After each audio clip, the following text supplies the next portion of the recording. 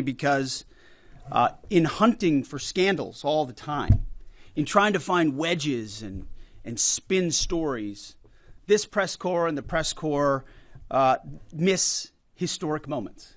You miss historic moments like 5% at NATO, which when you hear, I was in the closed-door briefing. I wish there could have been cameras in there. When you heard the prime ministers and presidents of other countries, to a man and to a woman, looking at President Trump and saying, this never could have happened, never would have happened. It seemed impossible 5 years ago, 2 years ago, 8 years ago. But here we are because of your leadership. If you ask them the question, I bet they'd say the same thing. But searching for scandals, you miss historic moments, like recruiting at the Pentagon. Historic levels in the Army, the Air Force, and the Navy. Yeah, maybe there'll be a little mention here or there. But because it was under President Trump's leadership, because Americans are responding to him as commander-in-chief,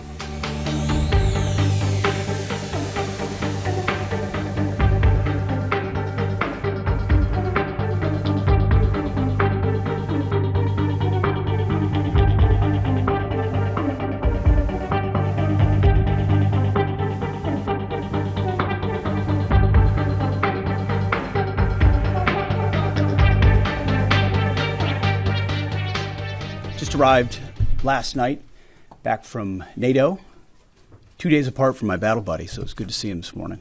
Good to see you, Mr. Chairman. You too, sir. Where there was a historic outcome. I want to start with that real quick.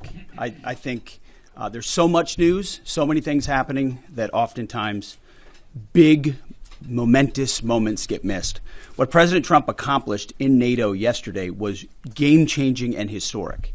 A shift in burden sharing to European responsibility in NATO that most would have said was impossible at the beginning of his term. But he said NATO needs to pay up. They started in the first term, and here in his second term, we've accelerated that. 32 NATO countries committed to spending 5% of their GDP on defense, on actually investing in the NATO alliance. So I hope with all the ink spilled, all of your outlets find the time to properly recognize this historic change in continental security that other presidents tried to do, other presidents talked about. President Trump accomplished it. It's a huge deal. You see, we're here this morning because in hunting for scandals all the time, in trying to find wedges and spin stories, this press corps and the press corps miss historic moments. You miss historic moments like 5% at NATO, which when you hear, I was in the closed-door briefing. I wish there could have been cameras in there. When you heard the prime ministers and presidents of other countries, to a man and to a woman, looking at President Trump and saying, this never could have happened, never would have happened. It seemed impossible 5 years ago, 2 years ago, 8 years ago. But here we are because of your leadership. If you ask them the question, I bet they'd say the same thing.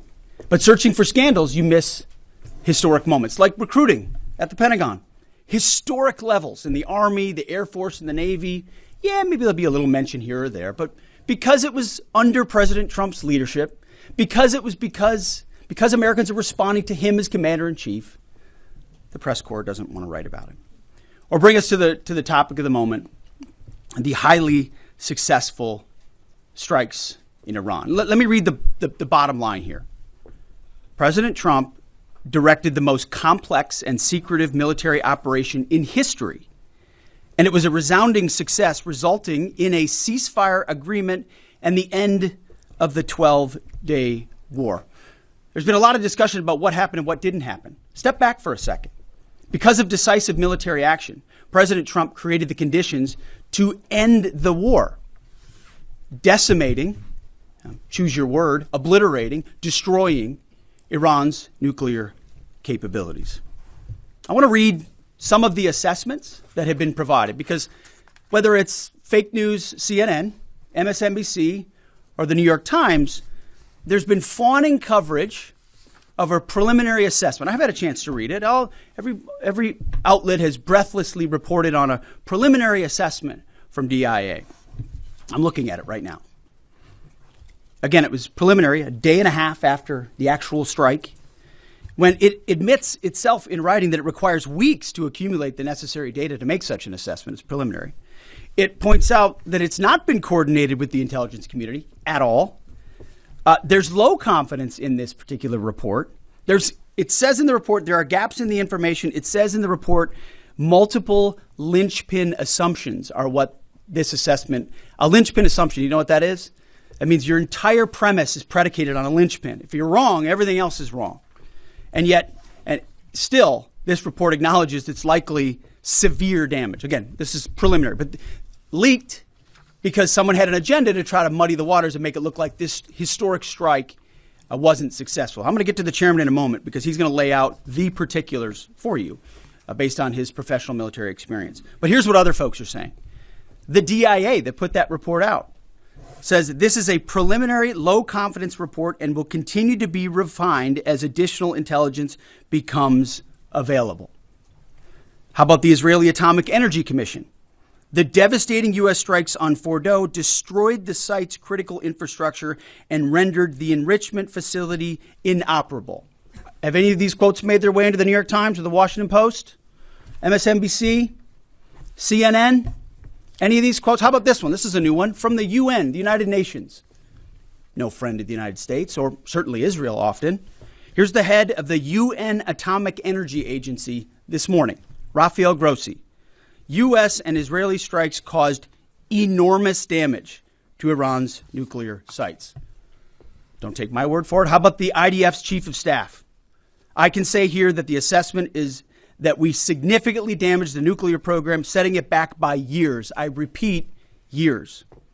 The Iranian foreign minister, the spokesman, our nuclear installations have been badly damaged, that's for sure. I'm sure that's an understatement. John Radcliffe, the director of the CIA, putting out a statement just last night. CIA can confirm that a body of credible intelligence indicates Iran's nuclear program has been severely damaged by recent targeted strikes. This includes new intelligence from a historically reliable, very different than preliminary assessment with low confidence. He's saying historically reliable and accurate source and method that several key Iranian nuclear facilities were destroyed and would have to be rebuilt over the course of years. CIA continues to collect additional reliably sourced information to keep appropriate decision makers fully informed. How about DNI Tulsi Gabbard yesterday? She writes, and I quote, "New intelligence confirms what POTUS has stated numerous times. Iran's nuclear facilities have been destroyed." Institute for Science and International Security President David Albright, overall, Israel and U.S. attacks have effectively destroyed Iran's centrifuge enrichment program. Time and time again, I can go down the list. Those that understand, those that see, those that do proper assessments recognize that what the United States military did was historic. And again, before I pass it to the chairman,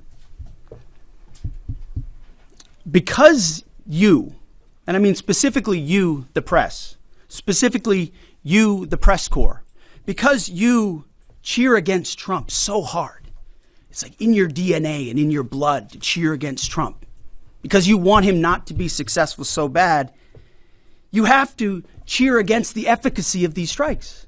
You have to hope maybe they weren't effective. Maybe the way the Trump administration has represented them isn't true. So let's take half-truths, spun information, leaked information, and then spin it in every way we can to try to cause doubt and manipulate the public mind over whether or not our brave pilots were successful. How many stories have been written about how hard it is to, fly a plane for 36 hours? Has MSNBC done that story? Has Fox? Have we done the story how hard that is? Have we done it 2 or 3 times so that American people understand? How about how difficult it is to shoot a drone from an F-15 or 16 or F-22 or F-35? Or what it's like to man a Patriot battery? Or how hard it is to refuel midair? Giving the American people an understanding of how complex and sophisticated this mission really was. There are so many aspects of what our brave men and women did that because of the hatred of this press corps are undermined because your people are trying to leak and spin that it wasn't successful. It's irresponsible. And folks in this room, are privy to that information because of the proximity here in the Pentagon. It's an important responsibility. And time again, classified information is leaked or peddled for political purposes to try to make the president look bad. And what's really happening is you're undermining the success of incredible B-2 pilots and incredible F-35 pilots and incredible refuelers and incredible air defenders who accomplished their mission, set back a nuclear program in ways that other presidents would have dreamed. How about we celebrate that? How about we talk about how special America is, that only we have these capabilities? I think it's too much to ask, unfortunately, for the fake news. So we're used to that. But we also have an opportunity to stand at the podium and read the truth of what's really happening. And the reality is, you want to call it destroyed, you want to call it defeated, you want to call it obliterated, choose your word. This was an historically successful attack, and we should celebrate it as Americans. And it gives us a chance to have peace, chance to have a deal, and an opportunity to prevent a nuclear Iran, which is something President Trump talked about for 20 years, and no other presidents had the courage to actually do.